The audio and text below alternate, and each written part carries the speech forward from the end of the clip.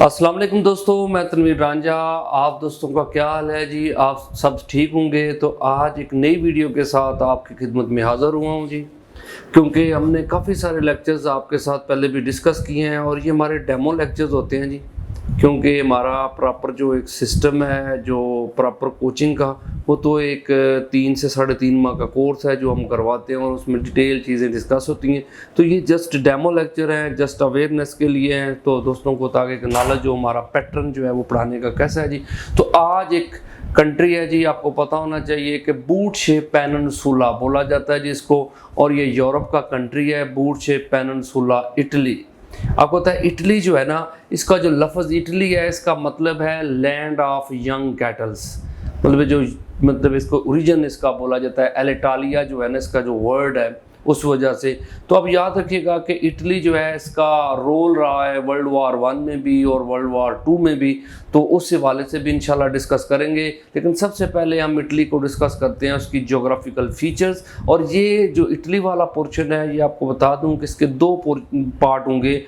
ये पार्ट 1 जो है, इसमें हम जोग्राफिकल फीचर डिस्कस करेंगे, उसके सिटीज़ देखेंगे, सी और मतलब इसमें माउंटेन रेंजेस वगैरह देखेंगे।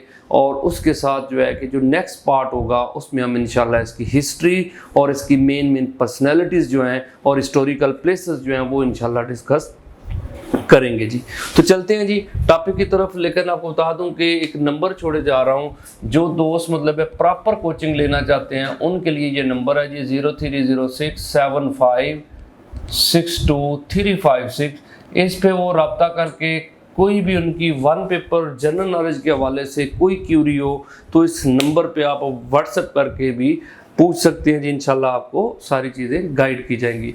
अच्छा जी, ये देखिएगा, सबसे पहले ये है यूरोप का कंट्री है, इसका नाम है इटली। इसको बूट शेप पेनिनसुला बोला जाता है जी। इसे लॉन्ग शूज़ भी बोलते हैं, क्योंकि इसकी ना शक्ल ऐसी है जैसे ये हील बनी हो ना, तो लेडीज़ शूज़ की तरह इसकी जो शक्ल बनती है। तो लॉन्ग शूज़ या बूट शेप पेनिनसुला, इटली।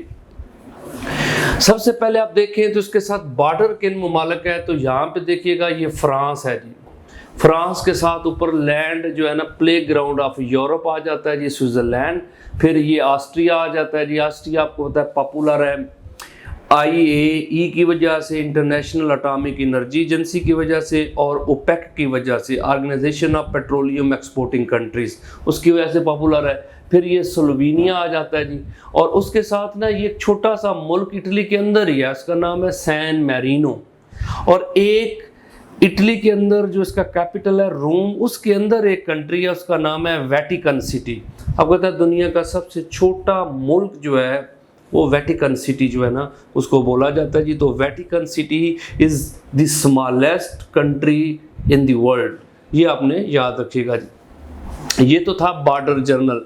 अगर आप देखें तो इसको सी कौन से लगते हैं, तो ये लेगोरियन सी यहाँ पे लगता है जी, टेरिहेनियन सी यहाँ पे लगता है जी। उसके साथ आप याद रखिएगा कि इस साइड पे एड्रियाटिक सी है और ये ओनियन सी है। लेकिन इन सब के नीचे यहाँ पे जो आ रहा है ना, वो मेडिटेरेनियन सी है जी। आपको पता है यहाँ पे एक कंट्री अपना मतलब आता है छोटा सा, उसका नाम है माल्टा। अब याद रखिएगा कि माल्टा जो है ना जी, माल्टा के बारे में मतलब है कि आप याद रखिएगा कि ये एक ऐसा मुल्क है जी जो बेसिकली एक ना मतलब है कि फ्रूट के नाम से, इसी के नाम से ही आपको पता है कि जो माल्टा हम इधर बोलते हैं ना, वो इधर से ही ओरिजिन है जी उसकी, जिस वजह से इसको नाम मतलब है कि माल्टा जो है वो दिया गया जी। तो माल्टा जो है ये बिल्कुल इटली के नीचे होता है। कोई पूछे कि वेयर इज़ माल्टा, तो आप बताएंगे Malta is a country situated in European continent under boot shape peninsula Italy in Mediterranean sea. ये मेडिटेरेनियन सी के अंदर एक आइलैंड है जी माल्टा जो है। दोस्तों ये देखिएगा कि स्ट्रेट जो है ना जी, स्ट्रेट ऑफ बोनीफेस है। ये बेसिकली स्ट्रेट क्या होती है, पानी की एक नैरो पट्टी जो खुश्की के 2 मेजर पोर्शंस को सेपरेट कर दे, उसको स्ट्रेट बोलते हैं। तो ये ऊपर वाला आइलैंड है कॉर्सिका। आपने याद रखिएगा कि यहाँ पे 1769 में पैदा हुआ था नेपोलियन बोनापार्ट। ये आप याद रखिएगा, ये बोनापार्ट जो है ये कहाँ का है जी, बोनापार्ट जो है ये फ्रांस का है। ये कोर्सिका आइलैंड फ्रांस का है और ये है सार्डिनिया इटली का। तो इटली को फ्रांस से सेपरेट करने वाले स्ट्रेट का नाम क्या है? बोनिफेस्को। इसी तरह ये सिसिली जजीरा है, आपको पता है सिसिलियन माफिया गॉडफादर जो बोला जाता है, ये जजीरा इटली का है जी। ये लॉलेसनेस है, यहाँ पे स्मगलिंग बहुत ज़्यादा है, तो इस वजह से ये इलाका जो है ना वो ख़तरनाक माना जाता है। तो इटली का ये एरिया है जी सिसिली। सिसिली को मेन लैंड इटली से सेपरेट करने वाली स्ट्रेट जो है उसका नाम आपने याद रखना है, स्ट्रेट ऑफ मैसीना। कल कोई आपसे पूछे कि स्ट्रेट ऑफ मैसीना कहाँ पे आती है, तो आप याद रखिएगा कि इटली को सिसिली से सेपरेट करने वाली स्ट्रेट का नाम स्ट्रेट ऑफ मैसीना है जी। अब यहाँ पे गल्फ आ रही है जी, गल्फ ऑफ टोरंटो। आप याद रखिएगा ये गल्फ है, गल्फ ऑफ टोरंटो, और ये एक सिटी है जी टोरंटो।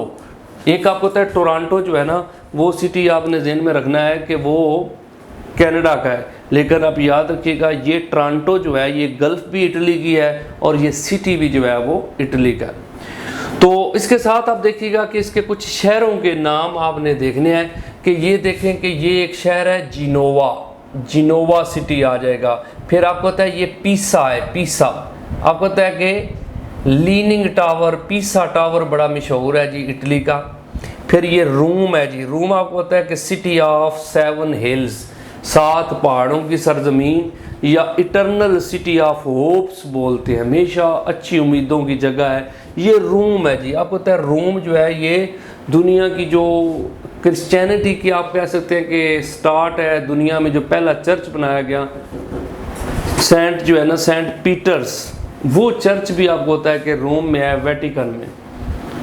तो ये आपने ध्यान रखना है कि रोम जो है, रोम सिटी, सिटी ऑफ आपने याद रखिएगा 7 हिल्स, और इटरनल सिटी ऑफ जो है होप्स, ये दो आपने ध्यान में रखिएगा कि रोम में आते हैं जी। और रोम शहर भी इटली का हो गया जी। फिर आप याद रखिएगा कि यहाँ पे एक शहर आ रहा है नेपल्स, और एक शहर है कप्री, कैप्री जो है ना जी, कैप्री और नेपल्स, ये भी दोनों शहर इटली के हो गए जी। फिर आपने याद रखिएगा कि ये एक शहर है वीनस, आपको तो सिटी ऑफ कैनाल्स बोला जाता है, और इसको ना क्वीन ऑफ एड्रियाटिक सी भी बोला जाता है। एड्रियाटिक सी की जो क्वीन है वो भी वीनस है जी। आपको पता है मर्चेंट ऑफ वीनस बुक लिखी थी शेक्सपियर ने। इसी की तरह आपको पता है कि मार्को पोलो जो है एक मतलब सैरो सयाहत करने वाली पर्सनैलिटी थी जी, जो 1271 में मतलब है कि चाइना पहुंची थी। तो अब याद रखिएगा कि वीनस सिटी ऑफ कैनाल्स जो है या क्वीन ऑफ एड्रियाटिक सी आ जाए तो ये आपने ध्यान में रखना है कि इटली का शहर है जी। ये एक शहर है मिलान, तो मिलान का आपने ध्यान में रखिएगा कि ये combination of new and old जो है ना उसका मिक्सचर, और आप कह सकते हैं कि कम्बिनेशन है। इसमें पुरानी बिल्डिंग्स भी हैं और नई भी। दुनिया में एक बहुत खूबसूरत शहर है जी।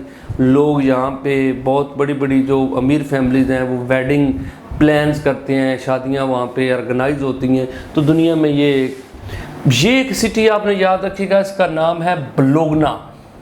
ब्लोगना सिटी जो है ना जी, ये दुनिया में ओल्डेस्ट यूनिवर्सिटी जो है ना जी, वो आपको पता है कि वो कैरवान यूनिवर्सिटी है, लेकिन उसके बाद यूरोप की जो ओल्डेस्ट यूनिवर्सिटी है ना वो ब्लोगना यूनिवर्सिटी पूरी दुनिया में, यानी यूरोप में आ जाए तो oldest university Bologna university in Italy है जी। ये तो कुछ चीज़ें थी जो इसके शहरों के रेलिवेंट थी जी। अगर आप देखें तो ज्योग्राफिकली चीज़ें देखें तो एक यहाँ पे पहाड़ी सिलसिला आता है, उसका नाम है एपिनाइन्स माउंटेन, एपिनाइन्स, ठीक है ना जी। एपिनाइन्स माउंटेन यहाँ पे आती है, और यहाँ पे आती है एल्प्स माउंटेन। आपको पता है यूरोप का सबसे लंबा पहाड़ी सिलसिला, लॉन्गेस्ट माउंटेन रेंज जो है वो एल्प्स है जी। और इसकी हाईएस्ट पीक आपने याद रखनी है, ये है जी, इसका नाम है माउंट ब्लैंक। ये बिल्कुल ना बॉर्डर एरिया है, फ्रांस और इटली के बॉर्डर पे आ रही है। तो दोनों मुल्कों का आपने ध्यान रखिएगा, दोनों मुल्कों का ये अगर आ जाए कि हाईएस्ट पीक ऑफ फ्रांस तब भी माउंट ब्लैंक है जी, और अगर आ जाए हाईएस्ट पीक ऑफ इटली तब भी माउंट ब्लैंक है। ये दोनों की इकट्ठी है जी। और इसकी हाइट कितनी है? 4748 मीटर है जी। यहाँ पे दो रिवर बड़े मशहूर है। कोई पूछे आपसे कि बड़ा रिवर जो इटली का कौन सा है, तो वो पो रिवर है जी।